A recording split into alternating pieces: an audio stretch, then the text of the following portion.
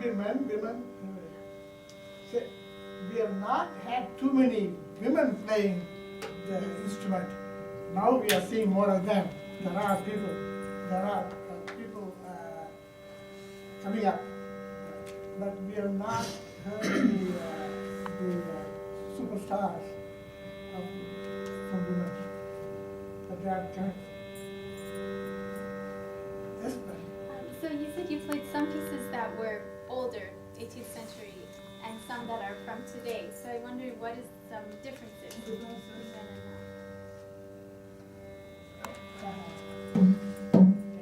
I don't know. It's a question for a musicologist. The 18th century, that composition of Saint Tyagaraja. Tyagaraja is the best composer in Carnatic music, and he has composed thousands of Krutis and some of the masterpieces. Just a one looking story about it. One of the pieces of Tyagaraja is called Endaro Mahanubhavalu. It's one of the masterpieces of Tyagaraja. One Mr. Don, Higgins, no, Bloomington, Meher, one student, he was a preacher in Bloomington, Illinois. He went to University of Chicago, had education in Indian culture, and he was interested in music. He had been to India and learned music, and he found out Vijaya is teaching with this music in Peoria, Illinois. So he used to take the lessons from her just so he'll be able to sing the Indra Mahanbhava. That man knows how music. His wife is a music teacher at Wesleyan, Illinois West. Illinois Wesleyan, and he's a piano player. He's a priest. And all that. So they say that he used to say this is the best composition I've ever heard. So that's one of Tyagaraja's composition. Not only the music, rhythm, the content, the lyrics, the philosophical content, his invention of the truth, what he saw as the truth, is all in that. That's one part. The others, the lighter version said that's one of the recent saints. Most of the compositions are saints. And this is more, there's no complications in it. You can see the same rhythm, same melody being repeated. Whereas the other one is more complex. Yes, sir. Oh, are there any like common themes in what the songs like translate to, or like any messages that they're supposed to send in a way? Yes. All prayer songs. I can explain that. All prayer songs are towards reaching the God, what they saw as the God, what was said as the truth, how to live in the world, something like that. And sometimes incidents, spiritual incidents the composer had. All the songs are like that. The classical music, all music is religious music, prayerful music. And each composer prays to his or her, what we call Ishtadaiva. Ishtadaiva means their chosen deity. It's about their deity. And explain the moods. Dan, want to comment? No, it's wonderful. Thank you so much. The devotional music. Devotional music. And so, can you talk a little bit about the range of emotions that you're feeling? So the singers are feeling emotion when they're singing. And I know you're concentrating on the music, but at this point you're letting yourself go.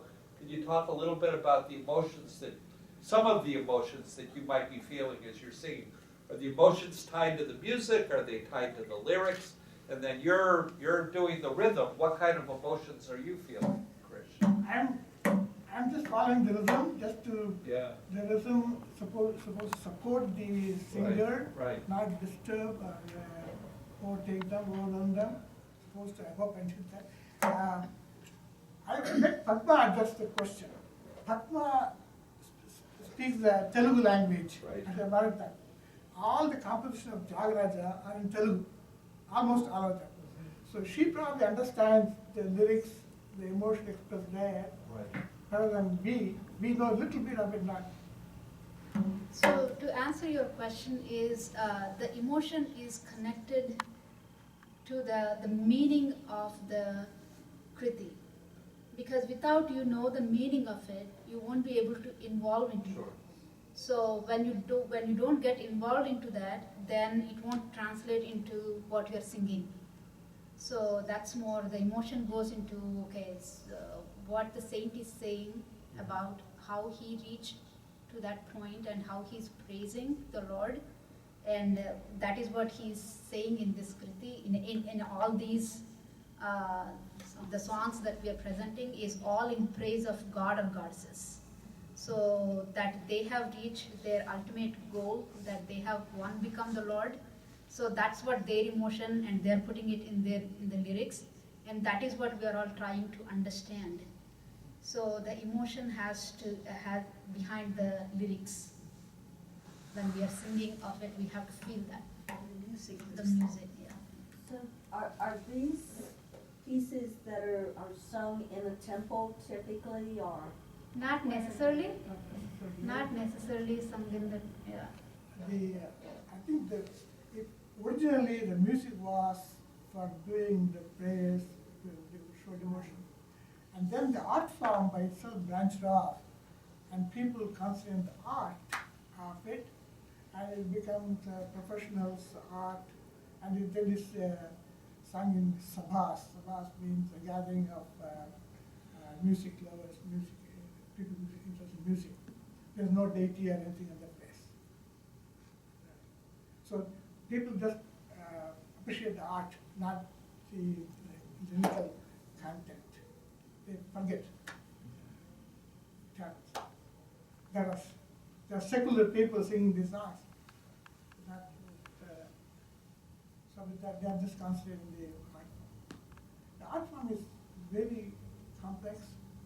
The intellectual content is very high. During the rhythm is very complex rhythm, and that's what attracts some other people. Like, hey, how do they play it? How do they get it? How do they construct it? So your training for your the drumming, where did you go for your training? How did you learn? Good question. We have been here for 40 years in Peoria. Over the years, we used to invite the musicians traveling from India to touring USA to Peoria and have a concert here. We have had many concerts in Peoria, in Bradley Hall. I see the Jim Ludwig's photo there.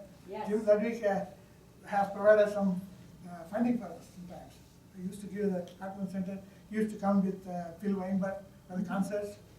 And yeah, There's pictures of. that's Phil Weinberg. There's Phil Yeah, over it's right in there. the corner I there. can see that. Yes. So we have been bringing those musicians around. So when a musician group comes, I sit with them to learn some of it. Ah, But it's off and on, it's not continuous. It's not from one teacher, one school. But then most recently, I connected with a teacher in India. I learned through Skype. She has learned from some of the best teachers in music. so, but your training was at the University of Delhi. So in class, in this music or in classical music? What is This classical music. this? It's very hard on your voice, on your throat, isn't it? I'm trained, so it's not that bad. Okay, that's true. So, and is it, Krish, you Yeah. are writing a book on Yeah. this music and the drum beats and the Yes. drumming? It's kind of, Dave used to say that. I wouldn't put it that way. Well, you're contemplating a book. See, the Musangam lessons have been communicated through word of mouth over the years. They've been there for 2,000, 3,000 years. And they won't write it down. They used to think that the music is the best way it's conveyed orally, not by writing. Yeah, they will never. But most recently, people recognize that we need to have a notation. So there was some ad hoc notation here and there. You know, the music is practiced in Tamil Nadu, Telugu Nadu, then the Kannada pairs, Malayalam, and that's it, most of it. So when they write in that language, like in Kannada, for example, I cannot read it, I understand. So the people are reinventing the wheel from everywhere.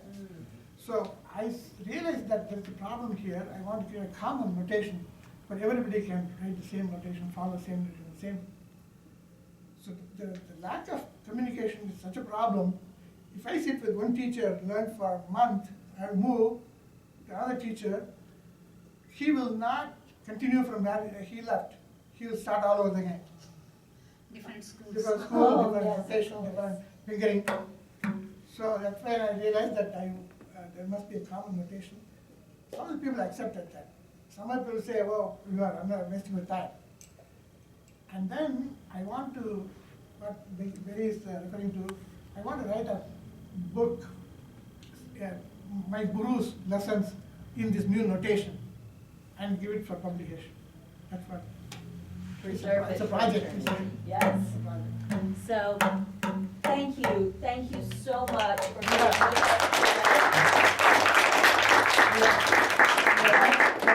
One more piece? Sure, because what you have experienced, you have to go to India to hear, and please do. Well, some of you have class, I know, so. Oh, I see.